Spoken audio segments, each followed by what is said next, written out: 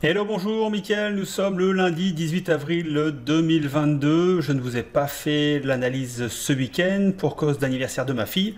Donc j'ai plutôt privilégié ma fille pour son anniversaire que vous faire l'analyse que je vous fais simplement aujourd'hui. Il ne s'est pas passé grand chose la semaine dernière. On a eu que 4 jours de cotation, notamment dû à la fermeture des marchés le vendredi pour les fêtes de Pâques. Alors en France, c'était aujourd'hui, avec le lundi de Pâques, la bourse de Paris était fermée, mais aux États-Unis, c'était vendredi. Je vous propose donc l'analyse des marchés US assez rapidement. On va voir que 2 ou 3 secteurs, c'est pas la peine d'aller perdre son temps sur les secteurs où il se passe rien. Je vous parlerai ensuite donc de la roue sectorielle. J'ai 2-3 choses à vous montrer assez sympathiques. Et puis je finirai également par les VAD dont je vous avais parlé il y a une quinzaine de jours.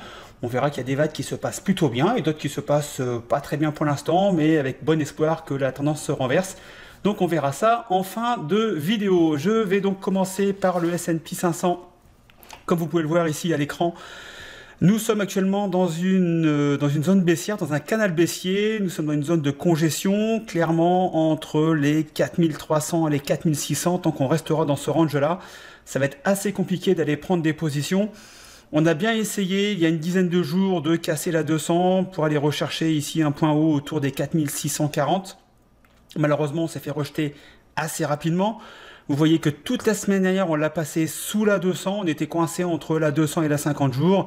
Et puis, donc, on a cassé jeudi assez fortement. On a une baisse relativement importante des marchés jeudi dernier avant la clôture, donc de vendredi, pour clôturer la semaine dernière. Et vous voyez qu'aujourd'hui, une journée pour rien, puisqu'on finit à moins 0,02% sur le S&P 500. On peut aller faire un tour du côté du Dow Jones. Dow Jones, même punition. Nous sommes sur un canal baissier. Là, la zone de congestion se situe entre les 34 100 à peu près. Et puis le point haut autour des 35 360, 35 400 on va dire au niveau du Dow Jones. Donc là, même punition, tant qu'on restera dans cette zone de congestion, il ne se passera pas grand chose. Si bien sûr on devait casser les 34 150, les 34 100, on pourrait repartir à la baisse pour aller chercher les plus bas qui se trouvent autour des 32 500, 33 000 au niveau du Dow Jones. Sur le QQQ, le Nasdaq 100, même punition, puisque là, toujours canal baissier. Vous voyez, on est bien passé sous la 200. Là, la 200 se stabilise, donc après une hausse assez importante, là, on se stabilise depuis maintenant quelques mois.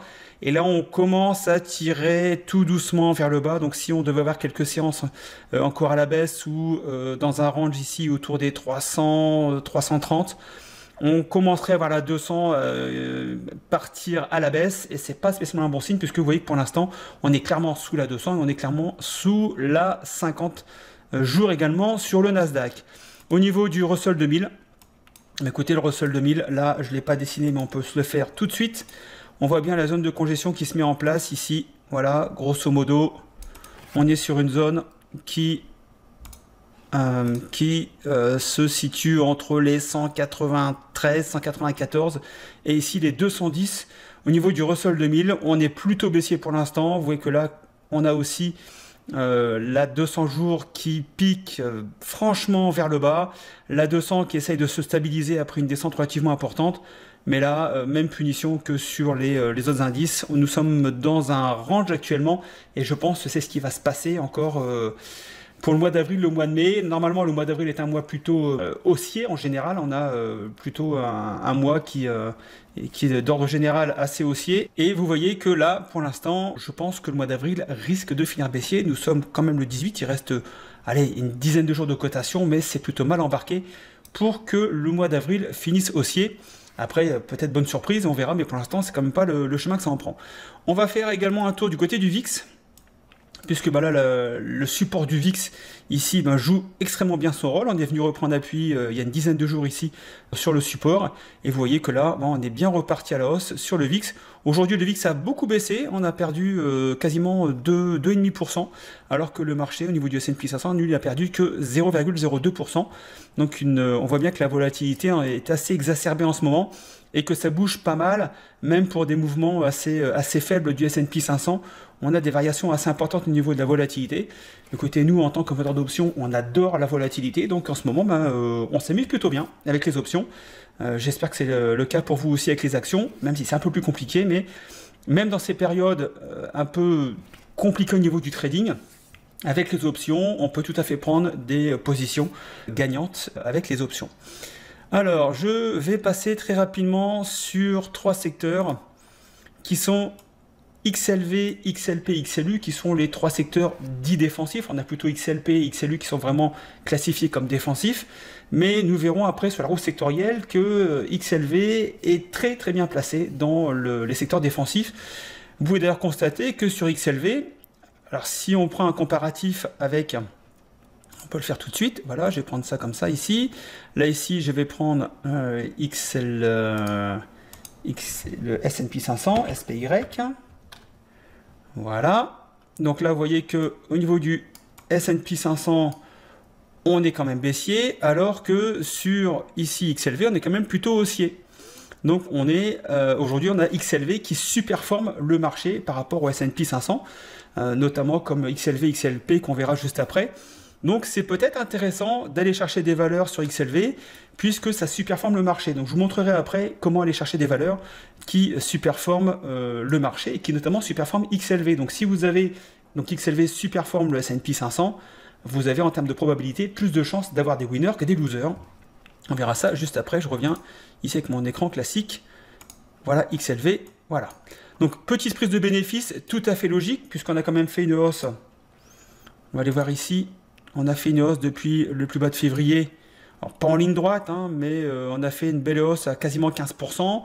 On est venu prendre un petit peu de bénéfice. On est aujourd'hui à plus 10%. Si vous faites le comparatif sur le S&P 500, vous verrez qu'on n'est pas à plus 10% du point bas du 24 février. Donc, un secteur à surveiller. XLP. Les Consumer Staples, là pareil, très belle progression, puisque là on prend 10%, alors on a pris un peu plus, on est monté jusqu'à 11%. Alors 11% pour ce type de secteur défensif, c'est relativement important. Vous voyez que c'est quand même pas un secteur qui monte voilà, de 10-15% relativement facilement. Donc là, il faut vraiment qu'on soit dans un moment défensif, un petit peu attaqué sur les marchés, pour que XLP se mette en avant. Et là, écoutez, 10% de hausse sur XLP. Là, pareil, il y a peut-être des valeurs à aller chercher. Philippe, vous avez parlé des boissons, donc les beverages, il y a une semaine maintenant. Donc, regardez un petit peu ce que vous a donné Philippe comme information il y a une semaine. Il y a des choses intéressantes à aller voir. Voilà, donc on vous donne beaucoup d'informations. Après, il faut juste creuser un petit peu, mais on vous donne quand même le chemin pour aller chercher ces valeurs. Après, à vous de trifouiller un petit peu à droite à gauche, d'aller voir quelques graphes, de faire quelques comparaisons. Mais voilà, on vous donne les secteurs où aller chercher pour améliorer votre trading. Donc XLP, donc petite prise de bénéfice normale. On est venu ici reprendre appui aujourd'hui sur la 10 jours. Voilà, donc peut-être un moment important ici. En plus, vous voyez que si je vous la dessine, voilà, ici on a une zone de résistance. Alors normalement les résistances, j'aime bien les mettre en bleu, les supports je les mets en rouge. C'est mon petit code couleur, voilà, tout simplement. Vous voyez qu'ici on est venu reprendre appui sur la zone ici de résistance qui pourrait maintenant servir de support. Voilà, donc on a ici, on va dire, 2 supports convergents avec la 10 jours, qui est un support très très faible, on est bien d'accord, hein, c'est pas là-dessus qu'il faut baser votre trading, mais là on a quand même une convergence d'un support avec faite par la 10 jours, donc la moyenne mobile à 10 jours, et puis également cette résistance qui pourrait servir de support, bien sûr à confirmer, mais vous voyez que la 200 et la 50 jours sont plutôt bien exposés. On a ici au niveau des indices, effectivement, une petite correction au niveau du RSI, du MACD, donc une correction tout à fait logique en ce qui me concerne. Ça peut sûrement être le bon moment de regarder des valeurs qui composent XLP. XLU, nous sommes dans la même dynamique, nous sommes passés de 64 à 75, ça doit faire entre 17-18% à vue de nez. On va aller voir ça, de hausse, depuis donc le 24, ici où c'était le 24 février. On est à combien? On est à ouais, 17,90 et 18%, j'étais pas loin. Voilà, ça je vais l'enlever ici. Donc 18% de hausse. Là ici, on est venu reprendre ici une petite zone de congestion, la classique. Hein, ça fait à peu près une semaine qu'on tourne autour des 76-77. tout à fait logique après une hausse comme ça, pareil sur un secteur des utilities, qui est un secteur qui monte plutôt tranquillement.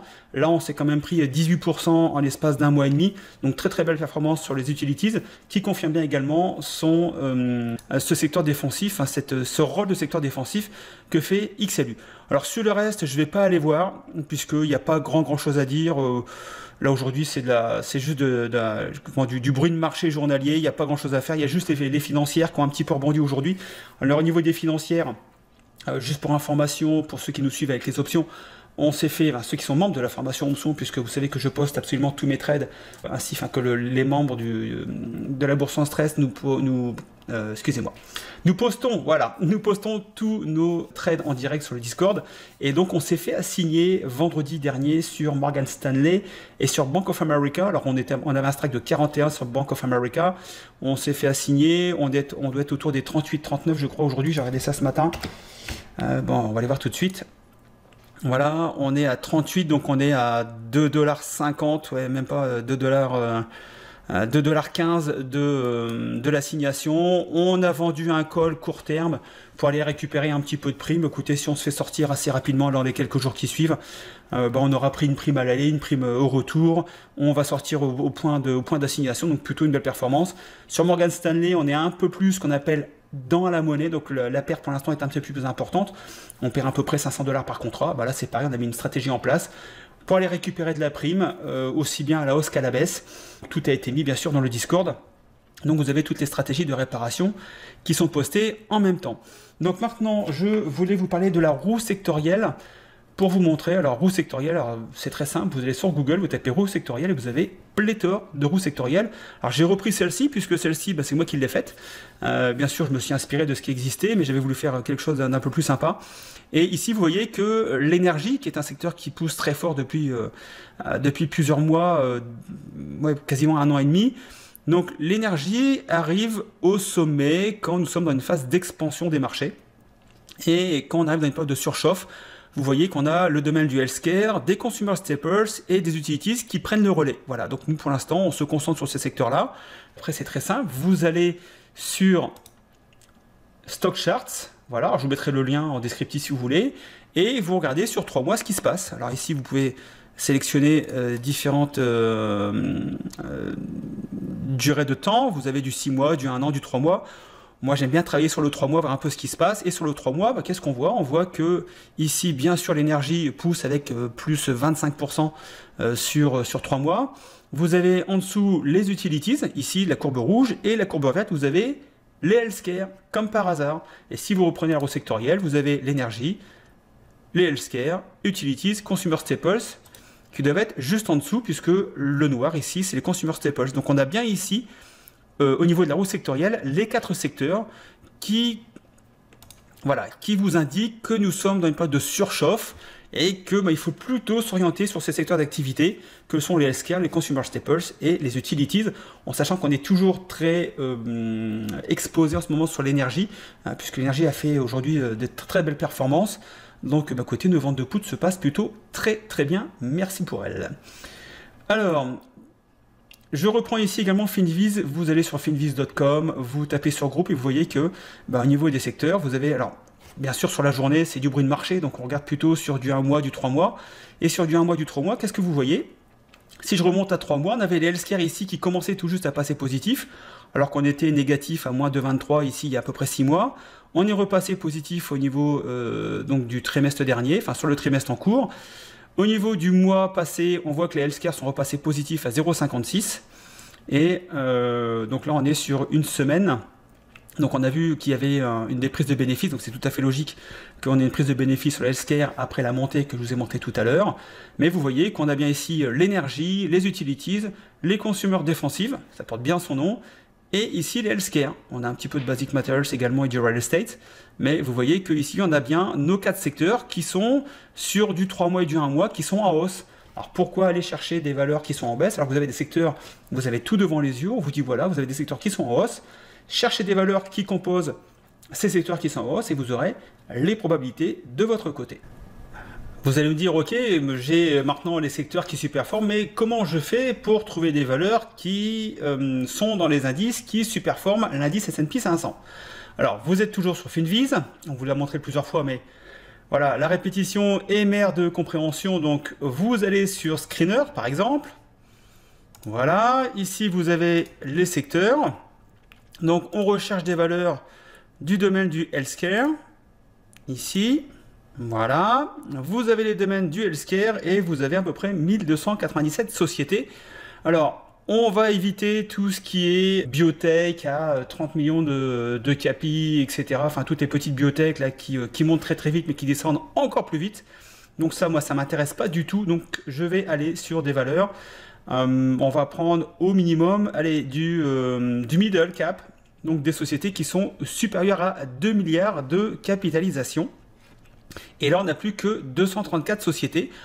Voilà. Alors, après, qu'est-ce qu'on peut faire? Eh ben, on peut rechercher en fonction des patterns. Donc là, on va chercher des valeurs qui vont surperformer l'indice donc XLV, qui lui-même surperforme S&P 500. Je me répète, mais pour bien que ça rentre. Donc au niveau des patterns, bah, vous allez ici sur Pattern, et puis bah, là on peut sélectionner différentes patterns. On peut sélectionner par exemple voilà, une résistance long terme relativement importante. Donc là vous avez cette société qui correspond à ce critère. Vous allez sur Charts, et puis bah, là vous regardez. Bon, alors, est-ce qu'il faut aller sur FMS qui est en baisse alors que le secteur est en hausse? Je ne pense pas. Maintenant, des sociétés comme OPCH qui sont en hausse. Voilà, qu'est-ce qu'on a ici? On a CNC, on est ici, alors après il faut aller voir sur TradingView par exemple ou sur votre chaîne de trading préférée, vous allez voir graphiquement ce que ça donne, mais là on voit que rapidement pour faire une première sélection, CNC serait sur un support, sur un canal haussier, et qu'on est sur un support, sur un canal haussier d'un secteur qui surperforme le S&P 500, ça peut être une bonne idée d'aller regarder de ce côté-là s'il n'y a pas moyen de prendre position sur le support. Alors bien sûr, en mettant un stop en dessous, enfin, vous calculez un peu votre temps bleu vous-même, mais ça peut être une idée de valeur à aller voir et puis regarder si celle-ci convient à votre aversion au risque. Alors, qu'est-ce qu'on a encore ici qu'on peut aller voir? On a les wedge up strong. Alors, vous pouvez faire le wedge up normal ou le strong. Moi, j'aime bien le strong. Et bien là, voilà, on a CNC qui ressort dessus. On a également GLPG. C'est une boîte en Belgique. Ah oui, alors voilà. Alors, moi, ce que je fais, j'ai oublié, c'est que ici, je mets USA. Parce que je ne fais que des valeurs américaines. Et là, on a CNC qui ressort bien sur le wedge up. Voilà, donc allez peut-être voir du côté de CNC si vous voulez investir sur le domaine des healthcare en faisant bien sûr votre analyse. Qu'est-ce qu'on a ici? On a le triangle ascendant. Allez, on va prendre le strong. Et là, on a 3 valeurs. Voilà, donc on a 3 valeurs. Ici, on voit qu'on a cassé le support. Donc voilà, c'est une biotech, 3 milliards. Bon, j'aime pas trop les biotech en général, c'est voilà, c'est très volatile. Vous voyez là, on est passé de 18 $ à 28, on est redescendu à 22. Bon, ça, voilà, il y a beaucoup de volatilité. J'aime pas trop les biotech. Là, on est sur du medical devices, donc c'est du matériel médical, Boston Scientific Corporation. Là, on n'est pas loin d'un multi-top en termes de résistance, donc pourquoi pas mettre ça en surveillance. Et puis, dès qu'on dépasse ici la zone, on doit être autour des 45 à mon avis. Pourquoi pas regarder si ça peut matcher ou pas. Ici, OMI, on est sur un milieu de range, donc bon, voilà. Qu'est-ce qu'on peut aller voir? On peut aller voir un wedge, on peut aller voir un channel up. Voilà, donc canal haussier.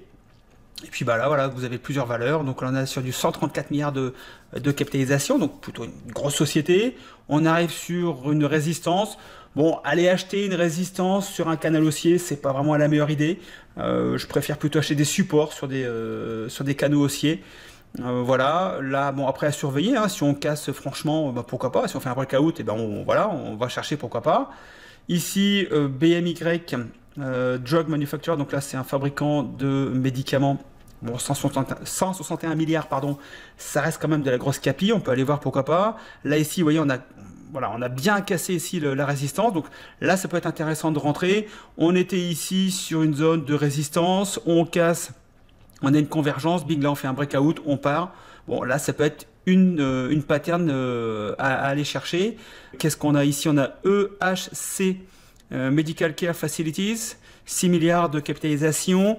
Là, on voit qu'on a cassé la résistance. On revient sur la résistance qui pourrait servir de support. Donc, on fait un breakout, on fait un throwback. Voilà, à 71,41, allez voir sur TradingView, voilà, faites votre analyse avec les moyennes mobiles, les indicateurs, etc. Voir si ça peut le faire ou pas. Qu'est-ce qu'on peut aller voir? Oui, donc il y a plusieurs façons de trouver des valeurs et je pense que dans ces valeurs-là, là ici on a NVST, donc c'est Envista Holdings Corporation, des instruments médicaux et donc de la fourniture de matériel médical. Vous voyez que là on est sur un support, sur un canal haussier. Voilà, ça peut être une bonne idée par exemple. Alors je vous dis pas d'aller dessus, mais ça peut être une bonne idée de recherche et ça vous donne le chemin tout simplement pour aller chercher les valeurs qui surperforment le marché. Je me répète une énième fois. Voilà, je voulais vous montrer également donc les fameuses VAD que j'avais ici. Donc je vous avais annoncé il y a à peu près 15 jours ici donc que j'étais rentré sur ANF. Alors pour l'instant sur ANF, écoutez, je suis en perte puisqu'on était rentré sur ces niveaux-là. J'avais un stop ici autour des 30-35 $. Pour l'instant, je n'ai pas déclenché mon stop puisque nous sommes toujours baissiers quand même au niveau de la 200 ici. Aujourd'hui, effectivement, on est repassé, enfin jeudi dernier, on est repassé au-dessus de la 50. On est juste ici au niveau de mon stop. Je me suis posé la question de savoir ce que j'allais faire aujourd'hui. Quand j'ai vu que les acheteurs s'étaient fait un peu repousser, je vais attendre demain une confirmation. Si demain, effectivement, on est largement au-dessus, là, je clôturerai ma position. J'ai pas pris énormément d'actions à découvert, donc ça va être une perte de quelques dollars, dizaines de dollars supplémentaires, donc ça rentre complètement dans mon aversion risque, donc j'ai pas de problème avec ça. Mais bon, peut-être que je vais me faire prendre à contre-pied sur Abercrombie, on verra bien. Au niveau de Sunrun, alors Sunrun, écoutez, là par contre ça se passe plutôt bien puisque on a déjà engrangé un gain de à peu près 15%, on est rentré ici, c'était il y a à peu près un mois maintenant. Dès que je suis rentré, c'est reparti à la hausse, voilà, donc pas très bon au niveau du timing, et puis là on est bien reparti à la baisse. Vous voyez qu'on a ici, on est repassé sous la 50 jours, la 200 est toujours bien à la baisse. Les indicateurs sont à la baisse, donc je vais au moins attendre les 19 $ pour prendre une première prise de bénéfice. Mais pour l'instant, 15% de gain sur la VAD Run. Delta Airlines, alors là, joli contre-pied également. J'étais rentré ici, on avait bien... Ah non, c'était ici, pardon, excusez-moi. J'étais rentré dans ces positions-là, ici. Voilà, donc j'ai gagné pendant 3-4 jours, c'est bien parti à la baisse. Et la semaine dernière, on s'est pris 16% de hausse en 4 séances. Alors apparemment, les réservations sont historiquement hautes sur Delta Airlines. Alors je suis assez surpris puisque le pétrole est quand même bien reparti à la hausse. On a largement passé les 100 $, on est à 107, 108 $ je crois ce soir. Ça veut dire que le kérosène va être quand même plus cher. L'inflation fait qu'aux États-Unis, les prix ont quand même fortement augmenté. Et malgré tout, les gens continuent de voyager, d'acheter des billets comme jamais apparemment. Bon, ça me surprend quand même un peu dans la logique. L'inflation est réelle aux États-Unis. On a quasiment 10% d'inflation. J'ai lu un article en fin de semaine dernière qui disait que les logements avaient également subi une forte inflation. Je peux en témoigner puisque mon propriétaire a voulu me coller 20% de hausse au niveau du loyer. On a réussi à négocier 15, mais aujourd'hui, une moyenne de 20% nationale au niveau des locations est tout à fait admise. Et malgré tout, les gens voyagent, achètent des billets par centaines de milliers, par centaines de millions. Bon, je suis assez sceptique, ce qui fait que j'ai quand même gardé ma position. Voilà, jeudi, j'ai pas voulu prendre de décision. Je dis, je vais attendre lundi. Et là, aujourd'hui, on a une belle étoile du soir. Après un fort bull run comme ça de 16% en 4 jours, je m'attends à une prise de bénéfice, même si effectivement là on a cassé toutes les résistances. On est quand même sous cette résistance-là, résistance oblique. Donc pour l'instant je garde, je vais attendre demain. Là si pareil on devait casser, bon là je clôturerai ma position. Mais j'ai bon espoir, vu la journée, ce matin on était bien aussi, on a fini en baisse de 0,54% alors qu'on était à plus 3,5% de hausse à l'ouverture. Donc on s'est bien fait rejeter aujourd'hui, donc je vais garder Delta Airlines comme également American Airlines. Alors je vous avais présenté ces trois-là et j'avais pris d'autres positions également et je vous en fais profiter. Donc j'étais rentré sur donc Energy Fuels. J'étais rentré ici également, donc là pareil, donc ici en gain, et puis hop, c'est reparti à la hausse, et aujourd'hui on s'est pris un moins 7%, donc je suis repassé en gain aujourd'hui sur Energy Fuels. Kronos Group, alors ça c'est de la marijuana, donc le secteur se vautre littéralement depuis des mois, voire quasiment des années. Donc là je suis rentré en VAD ici, voilà, aujourd'hui. Bon, à voir, avec un objectif qui va être relativement... voilà, ça baisse, donc j'ai pas d'objectif particulier, mais une fois que j'aurai pris 20 à 25%, je prendrai comme ça des take profits au fur et à mesure. Mais là, quand vous voyez la configuration, je pense que là, il y a quand même matière à aller gagner un peu d'argent au niveau des ventes à découvert. American Airlines, là, même situation que sur Delta Airlines, j'étais rentré ici, je crois, je sais plus exactement, j'ai pas mis la date, faudrait que je regarde sur mon book de trading, c'était ici, voilà, c'était le 5 avril. Rentré ici, donc voilà, donc très vite en gain sur la VAD, et puis hop là, c'est pareil, on a repris avec un quasiment plus 10%, donc c'était mercredi dernier, on s'est pris un 10% dans la journée. Voilà, toujours apparemment des explosions de réservations, tout le monde veut voyager, voilà, ça tout coûte plus cher, mais les gens voyagent quand même. Bon, pourquoi pas. Alors j'ai pas clôturé, puisque vous voyez que ici, on était pile poil ici sur une convergence de double résistance. Jeudi, on se prend une étoile du soir, mais magnifique. Voilà, un gros rejet au niveau des acheteurs. Et puis aujourd'hui, on est reparti à la baisse. Donc on a ouvert très légèrement en hausse. Et puis très rapidement, le cours est reparti à la baisse pour finir à moins de 42%. Ma prise de VAD était à 17,79. On est à 19,54. Je perds actuellement à peu près 70 centimes par action. Voilà, c'est pas la mer à boire. Je peux très bien manager ce risque sans problème. Et avec, voilà, à voir, mais je pense qu'on peut repartir pas mal à la baisse sur ce titre. Et puis si on devait casser ici, je clôturerai, mais avec une perte qui va être relativement gérable. Intel, pareil, je suis passé à la VAD aussi, ici. Quand on a cassé, je sais plus, on a cassé ici, je crois, le plus bas ici, j'ai dû pas rentrer là. La semaine dernière, pareil, autour du 5-6. Donc pareil, très vite en gain. Et puis aujourd'hui, on s'est pris un plus 2%. Bon, je suis toujours en gain. De très peu, puisque j'ai vadé à 47,38, on est à 46,64, donc il y a 60 centimes de gain pour l'instant, c'est pas la mer à boire, mais pour l'instant on est toujours en gain, donc à surveiller ce que ça donnera, mais on voit bien que les techs en ce moment ne sont pas à la fête avec l'inflation, donc je joue sur ce créneau-là. Uber, également une technologie, bon voilà, donc là rentrer sur Uber aussi, avec un objectif de baisse qui pourrait se situer autour des 20 $, on est à 30 $, ce qui laisse un potentiel de baisse relativement important, en sachant que mon stop devrait se situer ici au niveau des 37 $, donc un risque-reward qui est plutôt en ma faveur. Voilà, donc j'ai fait le tour de différents événements, ça a été assez rapide puisque vous voyez que sur certains secteurs il n'y a pas grand chose à faire, je préfère monopoliser mon temps sur des secteurs où il y a matière à aller chercher un petit peu d'argent. Qu'est-ce que je peux vous dire de plus? Écoutez, pas grand chose. Partagez la vidéo si elle vous convient, aidez-nous un petit peu à avoir un peu plus d'abonnés, un peu plus de vues, parce que c'est vrai que on passe du temps sur ces vidéos. Une vidéo comme celle-ci, c'est vite 2 heures de boulot en préparation, tournage, montage, faire l'étiquette, etc., la mettre sur YouTube.